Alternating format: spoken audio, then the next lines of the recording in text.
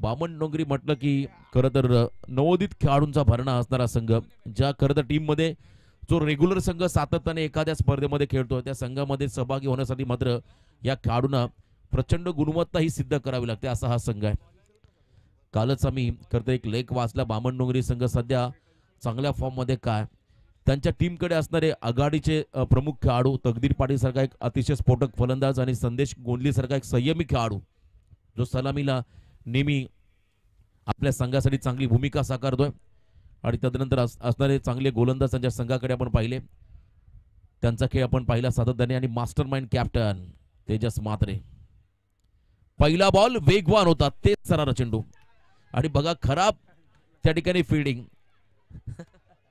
Substitute player मैदानामध्ये आहेत आणि काय करताय त्या ठिकाणी.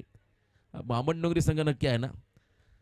बघा मागे चालला होता बॉल आणि त्या ठिकाणी वन रन शॉट. यस, अतिघाई संकटात नाही असं म्हणतात आणि इथे वन रन शॉट इशारा आला, त्यामुळे 2च धाबा या बॉलवरती असतील. पंचांचा इशारा आला वन रन शॉट. त्याच वेगाने मात्र नॉन स्ट्रायकिंग एंडला पॉपिंग करीतला न बॅट ग्राउंडिंग न करता निघाले होते खरं तर. त्यानंतर आपण पाहिला स्वप्नील, पंचांचा निर्णय आला त्या ठिकाणी वन रन शॉट. स्वप्नील आता स्ट्रायकिंग एंडला आलाय. विकेटच्या मागे देखील असणारे फिल्डर तुम्ही पाहताय. मी बघाशी उल्लेख केला, एका दिवसामध्ये 3 ठिकाणी मात्र हा संघ नक्कीच बक्षीस पात्र फेरीमध्ये पोहोचलाय आणि आज एक नवोदित संघ तुम्ही पाहताय.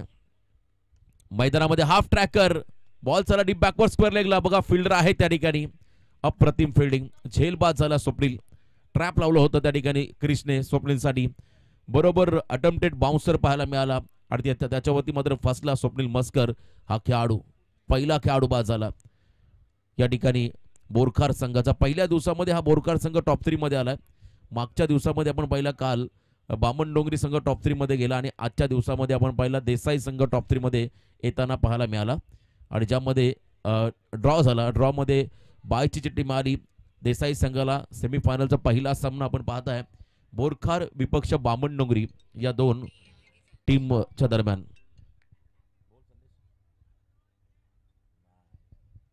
आणि सेमीफायनलचा हा सामना मैदानामध्ये रंगलाय. खरं तर आई एकविरा इव्हेंटचे प्रोप्रायटर संदेश शेळके त्यांचं देखील स्वागत. स्पर्धेचा आनंद घेत असताना आपण पाहताय मोठ्या संख्येने बिबर्स मात्र या स्पर्धेचा आनंद घेत आहे. यावेळेला आपण पाहिला यॉर्कर लेनचा वापर, फुलर लेन बॉल होता, ऑन साइडला टर्न केलाय त्या ठिकाणी बॉलला रणजित ठाकूर. या संघातील आता सध्याच्या घडीला अनुभवी खेळाडू आहेत. त्याच्याबरोबर निखिल क्रिश या खेळाडूवरती प्रचंड मोठी जबाबदारी राहील या मॅचच्या दरम्यान. एक धावाली नौका खेळाडू मैदानाकडे आपण पाहिला सोमनाथ 3ऱ्या क्रमांकावर दाखल झालाय. धावांमध्ये थोडासा बदल होताना आपण पाहताय. तब्बल 3 धावा धाव फलकावरती पाहायला मिळतील.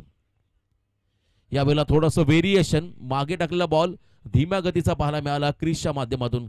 खरं तर हाच गोलंदाज जो मैदानामध्ये गोलंदाजी करतो, जेव्हा रेग्युलर संघ मैदानामध्ये बामणडोंगरी संघ खेळतो तेव्हा मात्र ॲज अ 12th मॅन म्हणून त्याची भूमिका असते. म्हणजे बघा किती टॅलेंट या संघाकडे असेल. आणि आज हाच 12वा खेळाडू संघाचा प्रमुख गोलंदाज म्हणून भूमिका या मॅचमध्ये साकारत असताना क्रिशवरती हल्ला बॉल, सज्जन मोकलचा हा फटका ऑन साइडला निखिलला बीट करून मागे चाललाय. 1 बाउन्स ओव्हर द लाईन, सीमा पार, चौकार, 4 धाबा. या मॅच मध्ये आता खरं तर मोठी जोखीम रिस्क घ्यावी लागेल या फलंदाजांना.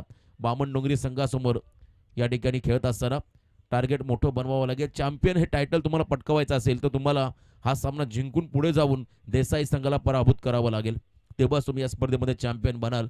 आणि यासाठी मात्र तुम्हाला या ठिकाणी कठीण परिश्रम आणि प्रचंड मेहनत मैदानामध्ये करावी लागेल, या शंका नाहीये. स्टेप आउट झाले, डान्सिंग डाऊन द विकेट. पुढे येऊन खेळता परत मिडऑफ मध्ये झेल देत मात्र मैदानाच्या बाहेर चाललाय सज्जन मोकल हा फलंदाज. एलिव्हेशन मिळालं नव्हतं, वेगवान बॉल होता, क्विकर वन बॉल, त्याच्यावरती मात्र फसला सज्जन मोकल हा फलंदाज. चला फिल्डिंग लावून घ्या, पण जास्त एकत्र यायचं नाहीये. बघा सूचना असेल या ठिकाणी बामणडोंगरी टीमला, फिल्डिंग आपण लगेच लावून घ्या. आता वेळ आपल्याकडे फार कमी आहे, आपण जास्त एकत्र येऊ नका. पहिल्या ओव्हरचा खेळ संपला. पहिल्या ओव्हरच्या समाप्तीनंतर बोरखार संघाची धावसंख्या धाव फलकावरती 2 गडी बाद, फक्त आणि फक्त 7 धावा.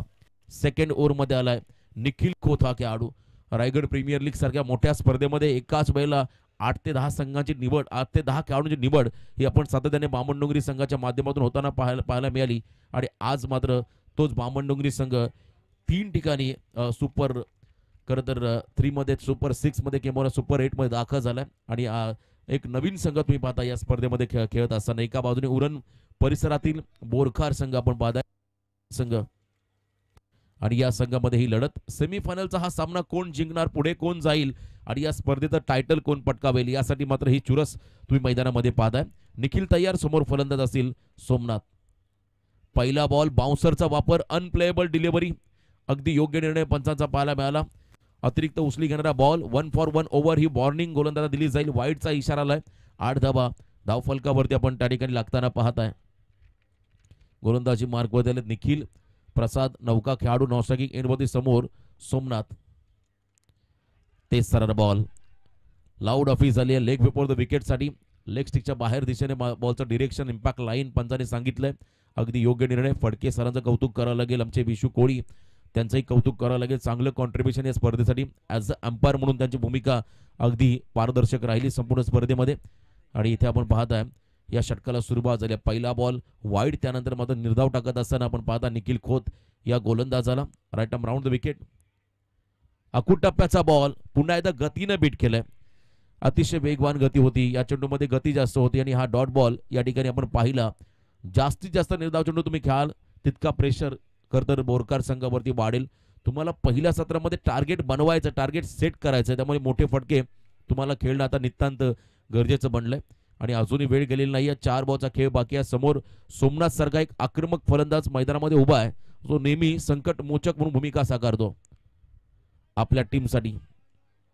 No ball call, definitely no ball असेल, कारण पहिल्यांदाच वॉर्न केलं होतं गोलंदाजाला 1 फॉर 1 ओव्हर. आणि या ठिकाणी आपण पहिल्या पंचाने नो घोषित केला, त्यामुळे पुढचा बॉल फ्रीट असेल. उघडा डोळे पहाणी, नेक्स्ट बॉल फ्रीट. निखिल वरती मात्र आता खरं तर सर्वांचं लक्ष राहील हा चेंडू तो कशा पद्धतीने डिलिव्हर करेल, कारण बाउन्सरचा वापर त्याने केला दुसऱ्यांदा आणि त्या ठिकाणी पंचाने दंडित केलं निखिल खोत या गोलंदाजाला. वन्स अगेन हा बॉल आपण पाहिला, no ball call. Next delivery free hit ball. अकूट टप्प्याचा होता. पूल करत असताना आतली कडा घेऊन बॉल मागे चला, शॉट फाईन लेगला. फिल्डर धावतात त्या ठिकाणी सेकंडचा कॉल झाला. रनआउटची संधी आणि इथे खेळाडू झालाय रन आउटचा शिकार. Somnath back to the pavilion.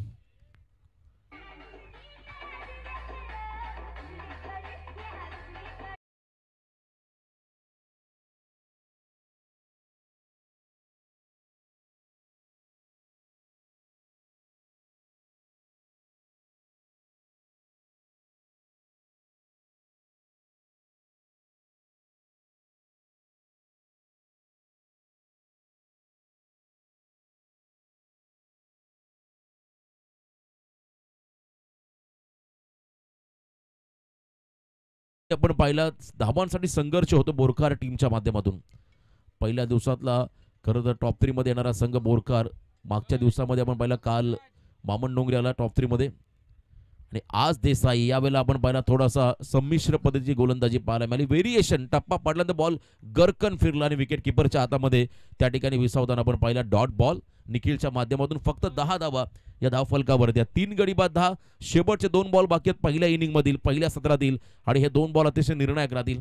अंतिम 2 चेंडू एखादा मोठा फटका हवा आहे बोरकार संघाला.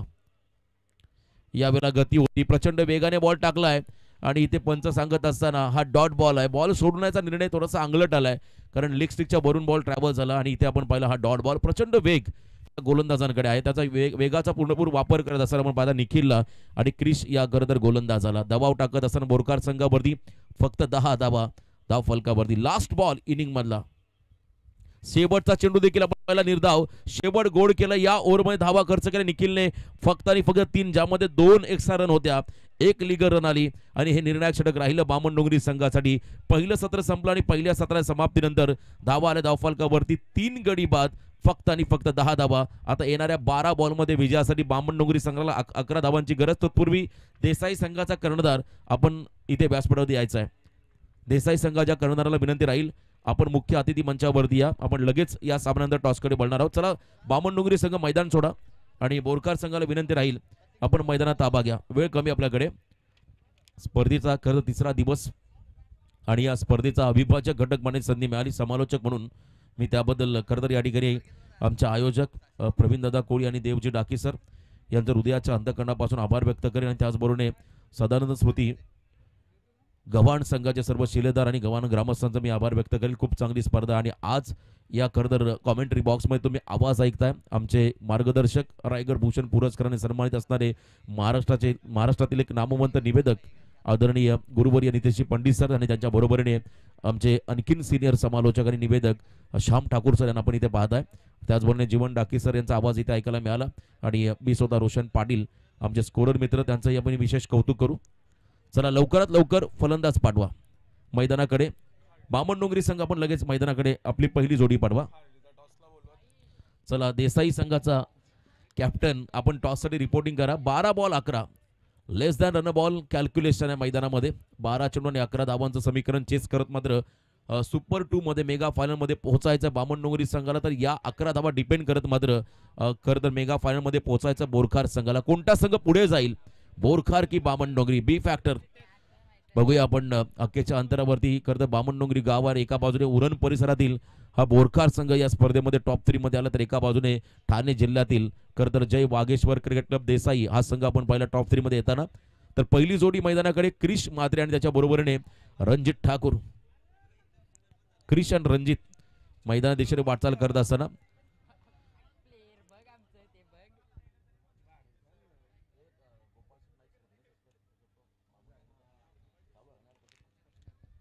आजपासून आपण पाहता खरं तर उल्वानोड मधील आणखीन एक मानाची सन्मानाची नाईट स्पर्धा खरं तर आपण पाहता स्वर्गीय गोपाळ शेठ नाईक स्मृती चषक या स्पर्धेला दमदार सुरुवात झाली. या स्पर्धेचे मुख्य आयोजक आमचे मित्र संजय शेठ ठाकूर यांचं आपण A1 क्वालिटीचं आयोजन तुम्ही पाहणार आहात आजच्या रात्रीपासून. नक्कीच सर्व प्रेक्षकांना मी विनंती करेल आपण सर्वांनी मोठ्या संख्येने त्या स्पर्धेमध्ये सहभागी व्हा आणि त्या स्पर्धेचा आनंद घ्या. संजय शेठ ठाकूर यांच्या वतीनं आपल्या सर्वांना आग्रहाचं निमंत्रण. या ठिकाणी आपण पहिला 12-11चं समीकरण. देव डाकी सर यांचं संपूर्ण कुटुंब आपण त्यांना पाहताय मंचावरती. या ठिकाणी आसनस्थ होताना त्यांचं आगमन. वेलकम, आपलं स्वागत. शेवटचे खरं तर इनिंगचे 12 बॉल आणि 11 धावा. ग्रीन सिग्नल आपण द्या, लगेच सामना सुरू करा. विषय कोळी सर आता वेळ कमी आपल्याकडे. स्वप्नील मस्कर पहिला बॉल स्विच हिट आणि मागे चाललाय बॉल त्या ठिकाणी थर्डमॅनच्या वरून सीमा पार. वेलकम बाउंड्री 4 चौकार.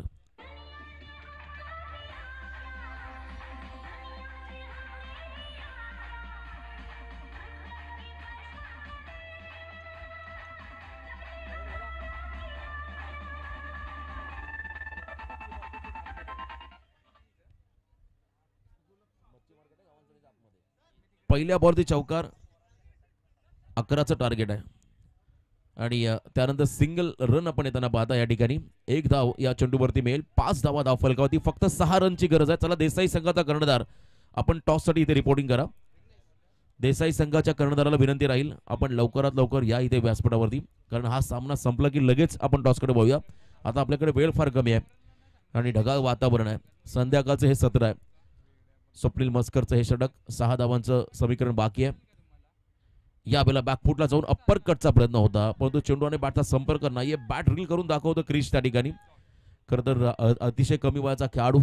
सध्या आपण पाहिला बामणडोंगरी म्हटलं की आर्यन नाईक हा खेळाडू देखील चर्चेमध्ये राहिला. त्याच्या बरोबरीने क्रिशचा आपण उल्लेख करून निखिल खोत सारखा खेळाडू चांगले योगदान आपल्या संघात देताना हे यंगस्टार पण पाहिले.